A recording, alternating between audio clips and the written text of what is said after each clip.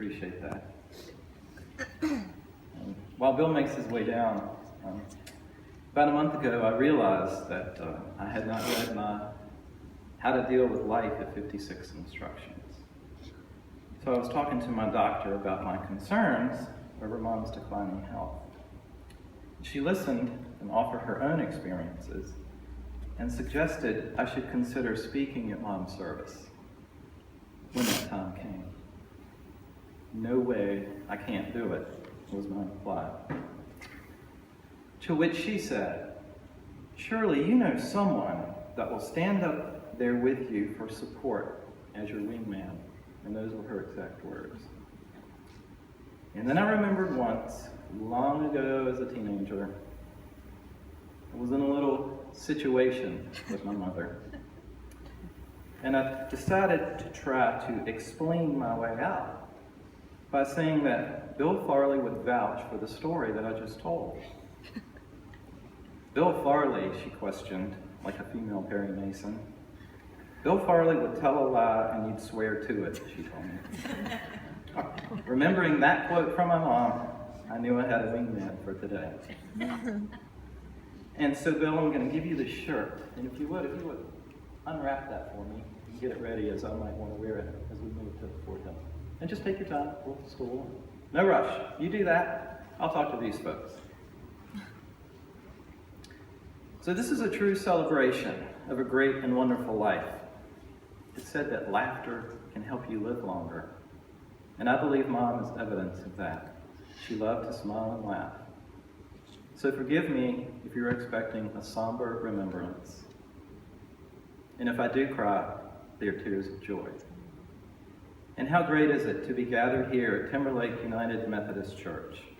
Having lived 3 doors down, growing up on Greenwell Court, this church has always been a part of our life and was a special place to Mom.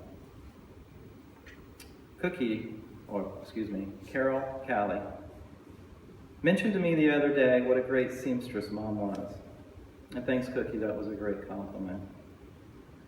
But she went on to say that Mom wasn't a great seamstress because she wanted to be. She was a great seamstress because she wanted us to have nice things, nice clothes. And the only way to do both was to save money so that we could then play football or baseball, take dance lessons, or go to college, and the list goes on and on. To Mom, nothing was more important than her children, and later, her grandchildren and great-grandchildren. Her home today is basically a shrine covered in photos, and they brought her great joy. Ted. In all my travels, which have literally been around the world, I have never met another female named Ted.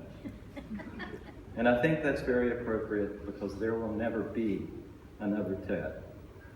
And just that name makes me smile. Years ago, when Tracy Watson was very young, Mom was babysitting Tracy and I stopped by.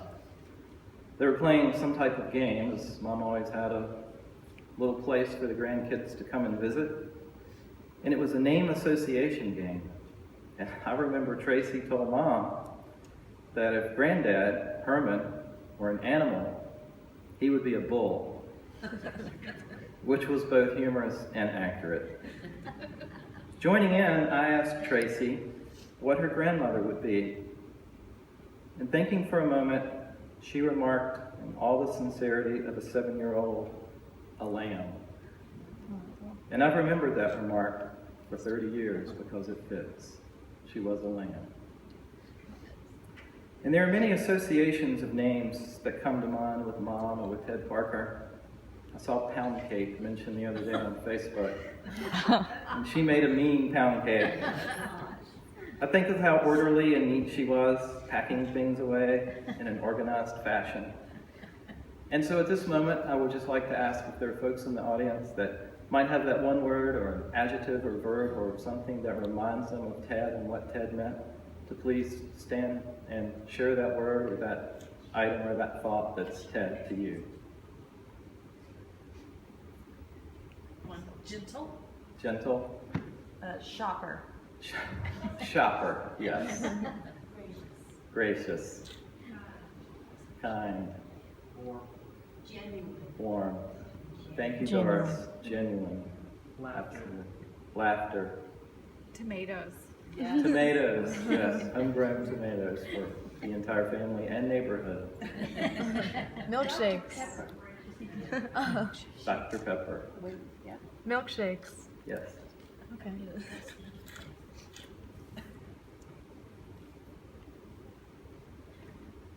Well, thank you all for those remembrances of her. And there were a lot and many more. Oh, and so you've got the shirt done? Yeah. You know, I don't really want it, so kind of changed my mind. So speaking of Chopper, this is a real. Would you mind folding it back up, put all the tissue paper back in it, put all the pins back in it, and put it back in this package so it looks exactly like it was when it came out? And if you can't, that's okay, because there was only one person in the entire world that I knew could do that, and that was Ted Parker. But in the audience today, I would like to recognize Millie Gotze, one of Mom's special caregivers, because Millie earned the honor as a TED-approved folder, and that does not come easy. So congratulations, Millie. So with these fond remembrances, I'll conclude with a final thought. Standing in heaven right now is one of those lanky jocks. You know the type.